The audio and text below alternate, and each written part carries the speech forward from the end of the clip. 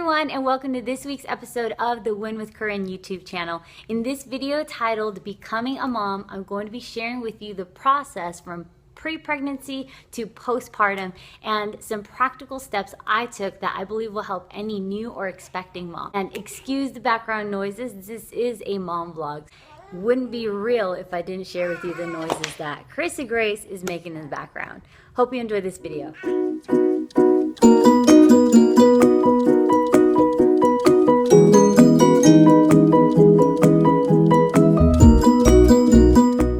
So last week on Why I Started a YouTube channel, I shared with you how I went from no desire and no clue on how to be a mom to experiencing God's grace and learning to enjoy every minute of it. Now, I don't think we're born knowing how to be a mom, but only the ability and the instincts to become one. With that said, let me share my story with you. In March of 2016, God spoke to me and said, by the end of this year, you'll be with child. Yes, God spoke because I do not speak like that. From that point on, I believe God began the process of preparing me to be a mother. During the time I was pregnant, I lost 3 grandparents. That was so difficult, so hard. I remember crying, not just because I was emotional from pregnancy, but obviously because I had physically lost 3 people who I really cared about. I remember asking God, why am I experiencing so much sorrow? This is supposed to be a beautiful season of my life. And it was during that time, though, that I understood the brevity of life. I understood the cycle of life, which is that some of us end up taking care of those who took care of us. I really learned a deeper level of love, one which I know was necessary to become a mother. Then another thing that happened was my sister, who had also been pregnant, had her second baby. He had lots of complications, and for a moment there, we thought we were losing him. It was during that time that I learned the love and the sacrifice of a mother. And I understood that it's actually a blessing and a privilege to get to be one. That was also very important. I realize now God used to work in my heart the nature of a mother. And a third thing which I actually did lose was my job. My work as a personal trainer. I used to do online training, one-on-one personal training. Well, I thought I would continue it throughout most of my pregnancy, but somewhere along the line, I stopped doing all of it. And that was difficult for me because it's what I have always found my identity in. I find my identity in the things I love to do, the things I feel like I'm great at, the things I believe I was created to do. But with that, the stripping away of my work, God showed me that my identity is not in the things that I do, but just in who I am and what I can offer to people from myself, not necessarily what I know how to do. So who I am alone, I am enough, and just the love that is going to come from me is going to be enough for my baby. So that was a third thing that I believe God showed me that was very important for me to understand before actually becoming a mother. So that was pre-pregnancy and pregnancy, what I learned from God. Now, one thing I learned from my husband during the time I was pregnant, and this is something he's shown me since before we got married, is just the importance of being intentional about praying for and declaring the life that you want. Now, with pregnancy and, with expecting children, I learned from him that we could pray for and declare how we wanted our daughter to be, how we wanted her to be peaceful. This is something we prayed over her almost every single day. And it's probably the most common thing people say when they first meet Carissa Grace is, she's so peaceful. She looks so at peace. She's such a peaceful baby. She's such a happy baby. This is something we prayed for her from the very beginning. So it's no wonder that it's actually come to pass. And that's just the nature of who she is, because it's what we prayed for and it's what we declared over her life. Another thing he encouraged me to pray for was that I would have a supernatural bond with her. And God has I just got chills because God has absolutely given me that. It couldn't have come from me. I had no clue, remember? I didn't know what to do. I didn't even know how to talk to children before I was pregnant. So God has definitely given me that. And it's something that I prayed for, and I declared that I would have a supernatural bond with my daughter. And I also prayed for God's heart, that he would teach me how to love my daughter the way that only he could. That's something that, of course, I continue to pray for daily because every day is different. And just when you think you know your kids, they start to act a different way. So I'm continuing to pray for that. But that is something that I learned from my husband that I want to encourage you. You can actually pray for and declare and believe for the life that you want. So now for the birth. And before the birth comes the labor. What is labor? Oh my gosh. I used to think labor meant pushing, like when you're pushing to push the baby out. Well, there's such thing as early labor. This means that it's just the process of your body preparing itself and when the contractions start. And all that can happen during the process of labor. So I was in labor for 66 hours before delivering Carissa Grace. Yeah, 66 hours.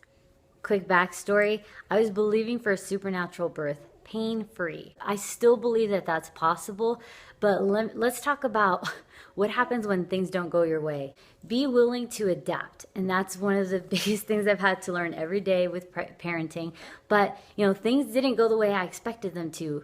During those 66 hours of labor, there was a time where I was pacing around my living room, and I literally remember asking God, I know that there's light at the end of the tunnel, but I can't see it. So please show me the light because I don't know how much longer I can take this. So my contraction started on the 23rd of May and I didn't have her until the 26th. There's a moment where I broke down and I was crying to my husband and I said, I'm thinking I would like to go into the hospital and just have a C-section and get this baby out of me. At that point, I was in so much pain. I just didn't know how much longer I could take. So Jason talked me off that ledge, but I realized that what God was teaching me is that yes, there was some pain to be endured.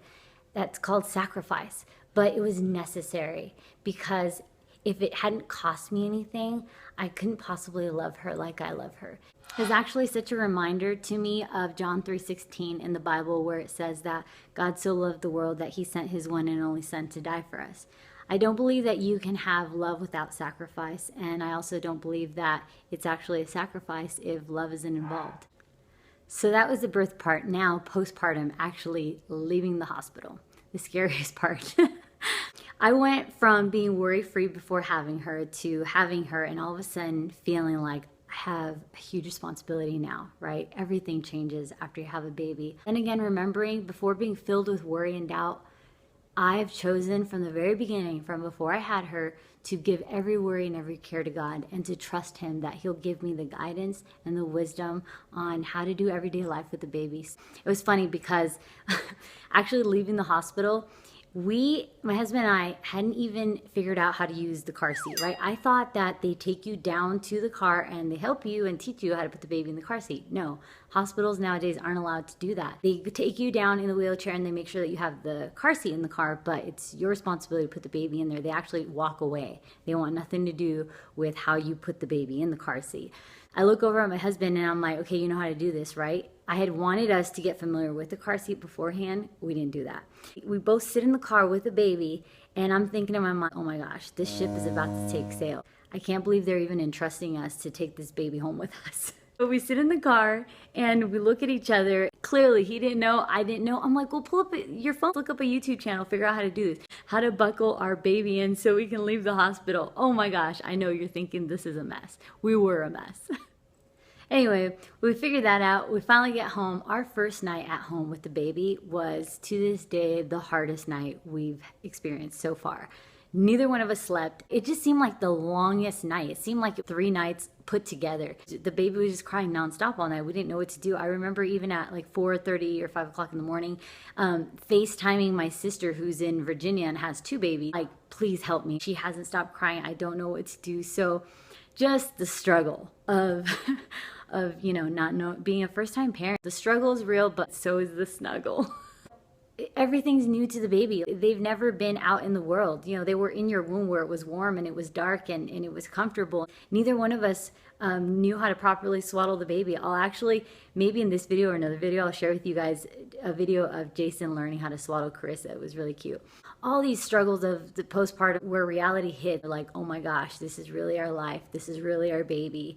We really have to figure this out. And again, let me just remind you, I don't know how anybody else does it, but we turn to God and we ask him for his grace and he has helped us every day. The next biggest thing for me was the shocker of breastfeeding. And if you're breastfeeding or you're planning to breastfeed, I'm absolutely going to do another video on just breastfeeding to encourage you moms out there, to tell you about some of the things. For me, it wouldn't have been such a horrible experience in the beginning of breastfeeding if I knew what to expect and if I knew what to buy to be prepared for the breastfeeding, like a pump, hello.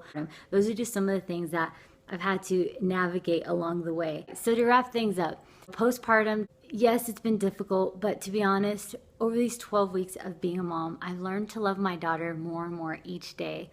Things have gotten easier. I've gotten faster at doing everything because you have no choice when you have kids. You have to be quick and efficient. It's becoming more fun and more fulfilling. And oh my gosh, I don't know how this happens, but every day I wake up and I look at her, she just gets more and more beautiful. It's just so amazing to watch them grow.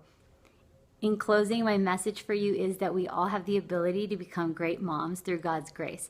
So if you'll be intentional about praying for and believing for his help in parenting, I believe you'll discover love in his blessings, that being your child. And congratulations again to you new and expecting moms. I hope you enjoyed this video and that you'll join me again next week for another episode of Win With Coryn. Take care.